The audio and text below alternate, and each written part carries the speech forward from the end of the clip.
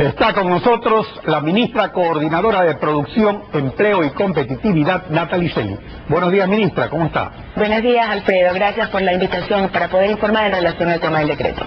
Bueno, empecemos viendo, para ubicarnos bien en el tema, lo que dijo ayer aquí en Contacto Directo César Monge, presidente de la Cámara de Agricultura, que más o menos resume las preocupaciones del sector.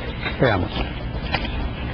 Decreto 1391, que es el decreto que de alguna manera genera una regularización o formalización nacional, pedida, vale la pena decir, Alfredo, por el sector privado y acogida por el gobierno nacional. Y esto simplemente para demostrar que aquí no hay un sector que no quiere cumplirse o allanarse a la formalidad. Es todo lo contrario, lo necesitamos porque es la única manera que podamos competir en el mercado internacional. Sin embargo, días antes de que se acabe el periodo, que es 31 de marzo, cuando tenemos todos que empujar, como hemos venido empujando desde hace un año y medio, con reglas establecidas, trabajando con los ministerios de Ambiente, trabajando con la Secretaría de Acuacultura, salen estas nuevas reglas que echan al traste lo anterior. Bueno, el decreto ejecutivo 261 de febrero 27 es suscrito por el presidente de la República, por el ministro de Agricultura y por usted. ¿Cuáles fueron los motivos para que se hayan incorporado estas nuevas restricciones y prohibiciones?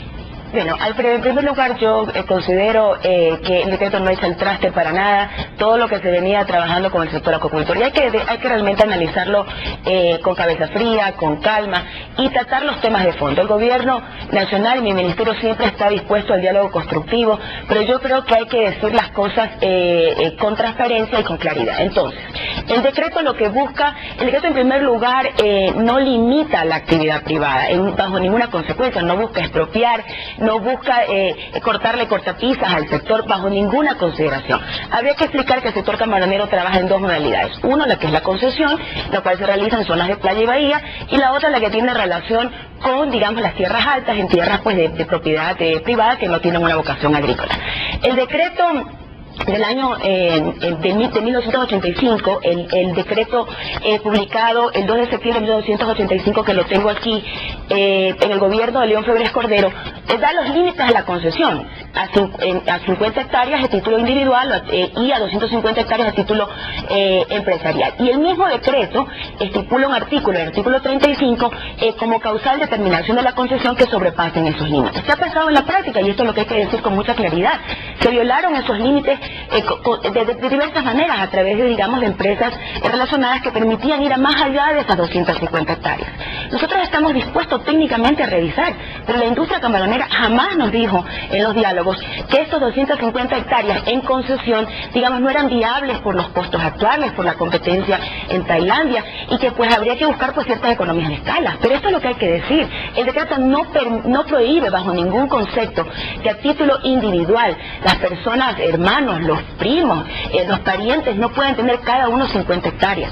Lo que el decreto menciona a fin de hacer controlar lo que varios decretos desde el año 1985 establecen en relación a los límites de las concesiones es de que para usted mantener la concesión tiene que declarar las partes vinculadas al nivel empresarial, y para eso se remite a un artículo de la ley tributaria donde se establecen, digamos, estas vinculaciones. Y ahí es donde viene la confusión, porque ese artículo 4 de la ley tributaria para las empresas establece pues cuando hay una vinculación entre esas empresas, justamente con el espíritu de que no se violan ese tope de las 250 hectáreas en la concesión. A ver, ministra, pero una cosa es la concesión y otra cosa es la autorización. Justamente la autorización se da en tierras que no tienen vocación agrícola. Entonces lo de la concesión está claro, son terrenos del Estado, había la limitación desde la época de Febres Cordero, ahora hay una vinculación que no es entre personas naturales, sino de personas naturales con personas jurídicas, eso está claro, yo he leído el decreto, pero sí hay se traslada esta limitación de las 50 hectáreas y de las 250 hectáreas a la propiedad privada, entonces ahí sí hay un problema, porque son tierras que no tienen vocación agrícola. No, Alfredo, ahí es donde justamente es la confusión. Y yo creo que cuando las cosas se miran bajo teorías de la conspiración, pues todo se mira bajo un cristal distinto. Yo coincido en que el decreto podría ser entrar el tema de tierras altas y estamos dispuestos a aclararlo, pero no dice textualmente, digamos, se diferencia entre concesión y permiso, y lo que estamos regulando es para la concesión, no para el permiso. Pero si esto crearía temores por una interpretación, estamos dispuestos a aclararlo, pero ese no ha sido para nada el espíritu ni el ámbito del decreto. Lo que sí quiero decir, además, con mucha claridad, claridad que si tenemos que dialogar sobre el tope, lo haremos. Pero digámosle al país con franqueza de qué se trata el tema y no confundamos a la opinión pública entre que este decreto, como varios titulares han indicado, trate de limitar la actividad privada, lo cual nada más alejado de la realidad, pues, Alfredo. Bueno, ayer justamente tratamos el asunto así de manera concreta en base al decreto y por eso había la preocupación respecto a que se aplique a la propiedad privada las restricciones a la extensión que hay para las zonas de playa. Entonces eso está claro. Ahora muy bien.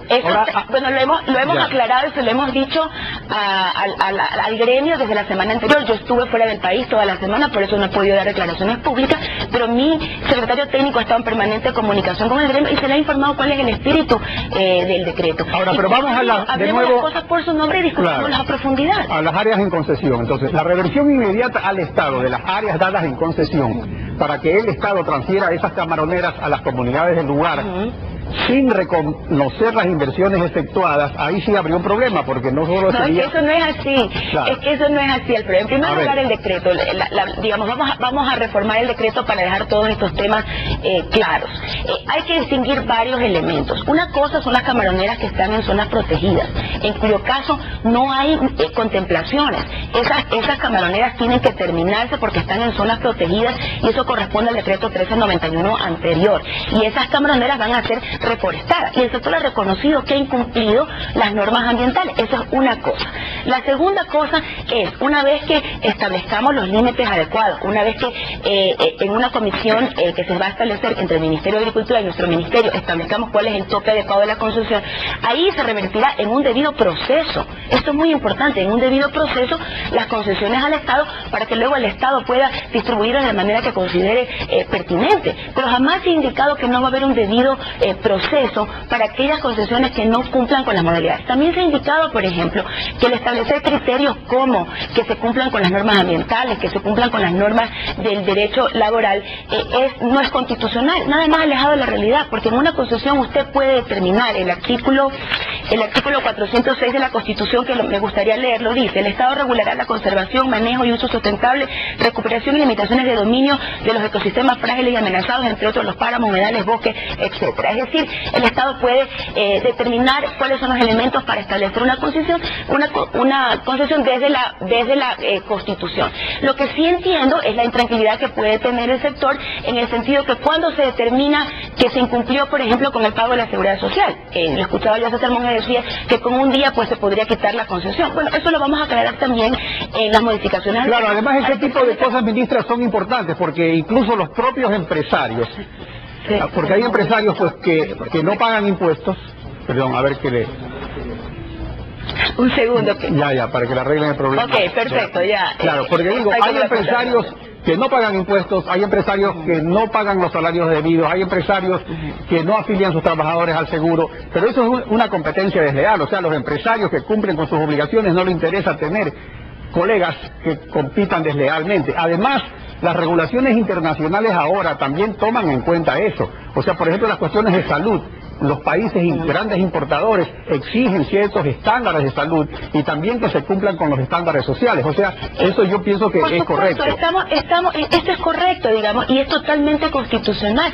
Yo estoy de acuerdo que no debe haber margen en la discrecionalidad. Uno tiene que regular no pensando que siempre este gobierno va a estar, sino que las reglas deben estar claras y limitar la discrecionalidad del hacedor de las políticas públicas. Y en ese sentido se agregan todas las aclaraciones pertinentes. Así que en este tema no veo absolutamente ningún punto de contradicción. Si el sector está cumpliendo las leyes, ¿cuál es el temor a que esto se incluya y sea parte de los elementos para la determinación de la concesión?